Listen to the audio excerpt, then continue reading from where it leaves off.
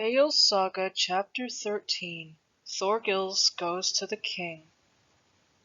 There was a man named Thorgils Yeller, a housecarl of Thorolf's, honored above all the rest of his household.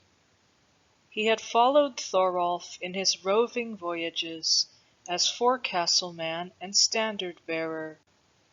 He had been in Hafr's Firth, in the fleet of King Harald, and was then steering the very ship that Thorolf had used in his roving. Thorgils was strong of body and right bold of heart. The king had bestowed on him friendly gifts after the battle, and promised him his friendship. Thorgils was manager at Torgar, and bore rule there when Thorolf was not at home. Before Thorolf went away this time, he had counted over all the king's tribute that he had brought from the fells, and he put it in Thorgils' hand, bidding him convey it to the king if he himself came not home before the king returned south. So Thorgils made ready a large ship of burden belonging to Thorolf, and put the tribute on board, and taking about 20 men, sailed southward after the king, and found him in Naumdale.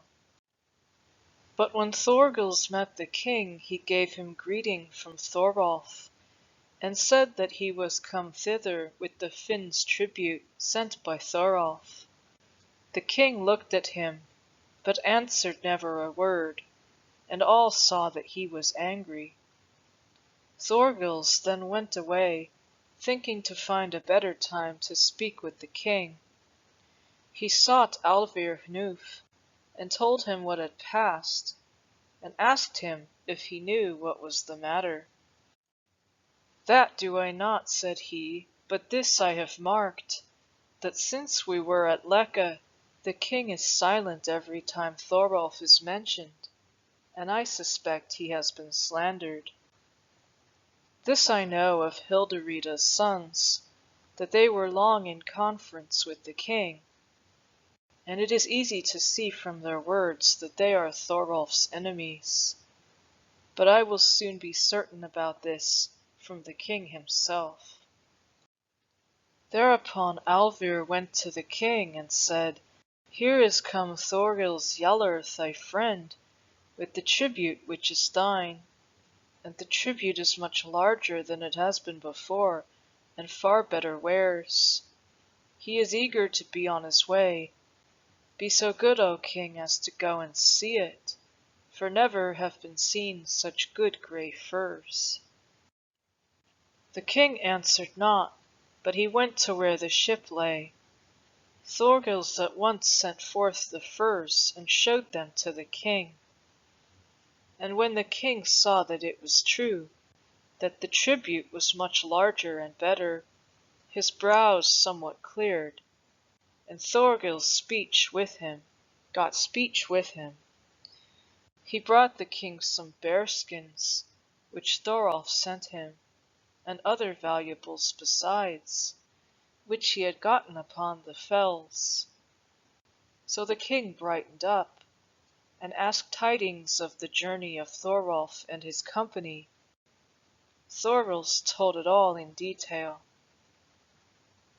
Then said the king, "Great pity is it Thorolf should be unfaithful to me, and plot my death."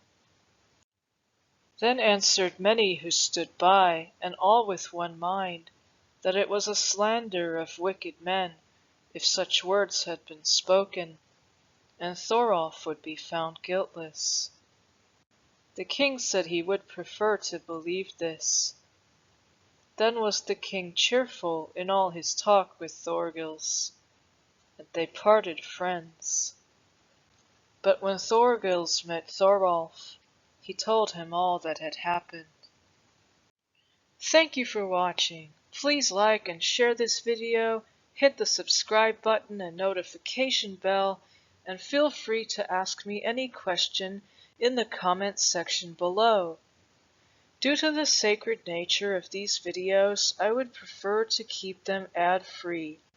Please help me to do that by clicking the Patreon link in the description box below and make a donation to this channel.